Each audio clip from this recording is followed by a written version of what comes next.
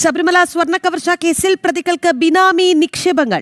പ്രതികളിൽ ചിലർക്ക് ബിനാമി ഇടപാടുകൾ ഉണ്ട് എന്ന സൂചനയിൽ അന്വേഷണം ശക്തമാക്കിയിരിക്കുകയാണ് ഇ.ഡി. സ്വത്ത് വർധനവിൽ ദേവസ്വം മുൻ അഡ്മിനിസ്ട്രേറ്റീവ് ഓഫീസർ മുരാരി ബാബുവും വ്യക്തത വരുത്തിയിട്ടില്ല. ആഡംബര വീട് നിർമ്മാണ ചെലവിന്റെ കണക്കുകൾ ഹാജരാക്കാൻ ഇ.ഡി. നിർദ്ദേശം നൽകിയിട്ടുമുണ്ട്. വിവരങ്ങളുമായി രേഷ്മ ബാബു ആണ് കൊച്ചിയിൽ നിന്ന് ചേർന്നത്. Reshma, good morning. ഈ ശബരിമല സ്വർണ്ണക്കവർച്ച കേസിൽ ഇ.ഡി. വളരെ കൃത്യമായ രീതിയിൽ ശരവേഗത്തിൽ മുന്നോട്ട് പോകുന്നു.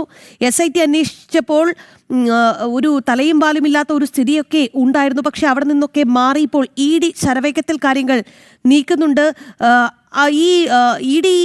ഇ.ഡിക്ക് നിലവിൽ ചില സാമ്പത്തിക ഇടപാടുകളിൽ സംശയമുണ്ട് എന്നുള്ളതാണ്. എങ്ങനെയാണ് ഇ.ഡിയിൽ നിന്ന് നമുക്ക് ലഭിക്കുന്ന ചില സൂചനകൾ, രേഷ്മ?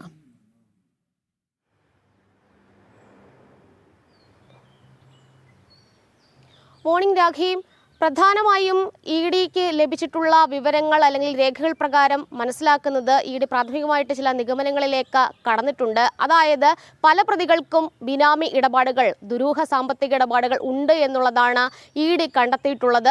എന്തായാലും വിശദമായിട്ട് ഇക്കാര്യത്തിൽ അന്വേഷണം മുന്നോട്ട് പോകുന്നുണ്ട്. SITയുടെ അന്വേഷണത്തിൽ വീഴ്ചകൾ ഉണ്ടെങ്കിലും ഇ.ഡിയുടെ അന്വേഷണം കർക്കശമായിട്ടുള്ള രീതിയിൽ തന്നെ ദ്രുതഗതിയിൽ മുന്നോട്ട് പോകുന്നുണ്ട്. എല്ലാ പ്രതികളെയും വിളിച്ചു വരുത്തി, സമൻസ് അയച്ച് വിളിച്ചു വരുത്തി ചോദ്യം ചെയ്യാനായിട്ടുള്ള നടപടികളിലേക്കാണ് ഇ.ഡി കടക്കുന്നത്. അതിന്റെ ആദ്യ പടി എന്നുള്ള രീതിയിൽ മുൻ അഡ്മിനിസ്ട്രേറ്റീവ് ഓഫീസറായിട്ടുള്ള മുരാരി ബാബുവിനെ ചൊവ്വാഴ്ച നാളിൽ ഏകദേശം 7 മണിക്കൂറോളമാണ് ഇ.ഡിയുടെ കൊച്ചി യൂണിറ്റ് ചോദ്യം ചെയ്തത്. പക്ഷേ പല വിവരങ്ങളും മുരാരി ബാബു മറച്ചു വെക്കുന്നതായിട്ടാണ് നമുക്ക് മനസ്സിലായിട്ടുള്ളത്. പല വൃത്തങ്ങളിൽ നിന്നും നമുക്ക് ലഭിച്ചിട്ടുള്ള വിവരവും അങ്ങനെ തന്നെയാണ്. അതായത് ആഡംബര വീട് 2021 കാലഘട്ടത്തിൽ മുരാരി ബാബു നിർമ്മിച്ചിട്ടുണ്ട്. പക്ഷേ ഇതിന്റെ സാമ്പത്തിക സ്രോതസ്സുകൾ എവിടെ നിന്ന് എന്നുള്ള ചോദ്യത്തിന് മുരാരി ബാബു ഇതുവരെ വ്യക്തത വരുത്തിയിട്ടില്ല, കൃത്യമായ ഉത്തരം നൽകിയിട്ടില്ല. അതുകൊണ്ട് തന്നെ ഈ ആഡംബര വീട് നിർമ്മാണത്തിന്റെ ചെലവ് കണക്കുകളൊക്കെ തന്നെ നിലവിൽ ഇ.ഡി ഇപ്പോൾ മുരാരി ബാബുവിനോട് ഹാജരാക്കാൻ ആവശ്യപ്പെട്ടിരിക്കുകയാണ്. വീണ്ടും ചോദ്യം ചെയ്യൽ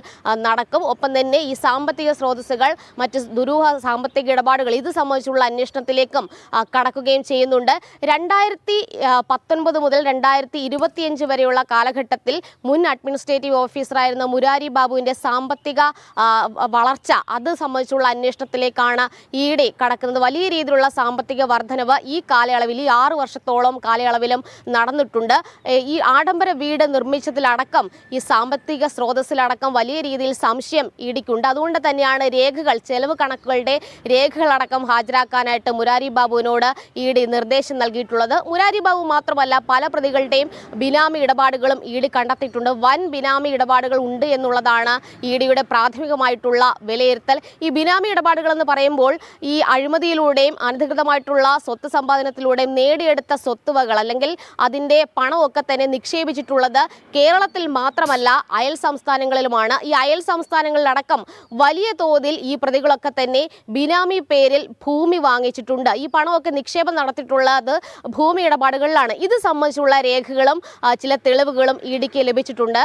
ഇക്കഴിഞ്ഞ മാസം 3 സംസ്ഥാനങ്ങളിലായിട്ട് ഏകദേശം 21 കേന്ദ്രങ്ങളിലാണ് എൻഫോഴ്സ്മെന്റ് ഡയറക്ടറേറ്റ് റെയ്ഡ് നടത്തിയത്. ആ റെയ്ഡിൽ നിന്നാണ് ഈ ബിനാമി ഇടപാടുകൾ സംബന്ധിച്ചുള്ള രേഖകളും തെളിവുകളും ലഭിച്ചിട്ടുണ്ട്. ഇത് ക്രോഡീകരിച്ചുകൊണ്ടുള്ള അന്വേഷണത്തിലേക്ക് ഇ.ഡി കടക്കുന്നുണ്ട്. ഇനിയുള്ള ചോദ്യം ചെയ്യൽ പ്രധാനമായിട്ടും ഈ മുരാരി ബാബുവിന് ശേഷം ശബരിമലയിലെ അഡ്മിനിസ്ട്രേറ്റീവ് ഓഫീസറായിരുന്ന ശ്രീകുമാർ, അതോടൊപ്പം തന്നെ എക്സിക്യൂട്ടീവ് ഓഫീസറായിരുന്ന സുധീഷ് കുമാർ, ഇവരെയും കൂടി വിളിച്ചിരുത്തി അല്ലെങ്കിൽ വിളിച്ചു വരുത്തി ചോദ്യം ചെയ്യാനായിട്ടുള്ള നീക്കത്തിലേക്കും നടപടിയിലേക്കും ഇ.ഡി കടക്കുന്നുണ്ട്. SITയുടെ അന്വേഷണത്തിൽ ഗുരുതരമായിട്ടുള്ള വീഴ്ച സംഭവിച്ചെങ്കിലും ഇ.ഡി കൃത്യമായിട്ടുള്ള ദിശയിൽ തന്നെയാണ് അന്വേഷണവുമായിട്ട് മുന്നോട്ട് പോകുന്നത്.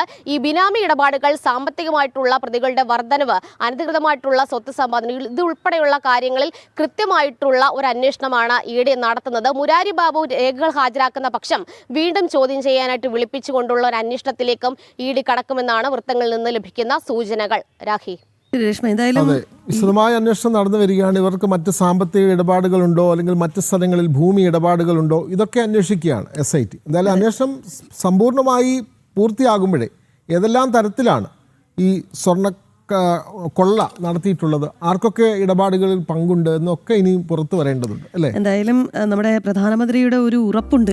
അതെ, അയ്യപ്പന്റെ മുതൽ കട്ടവരൊന്നും തന്നെ രക്ഷപ്പെടാൻ പോകുന്നില്ല, ജയിലിലടയ്ക്കും എന്നുള്ളത്. എന്തായാലും ആ വഴിയിൽ തന്നെയാണ് കാര്യങ്ങൾ നീങ്ങുന്നത് എന്ന കാര്യത്തിൽ സംശയമില്ല എന്നുള്ളതാണ്, അല്ലേ? അതെ.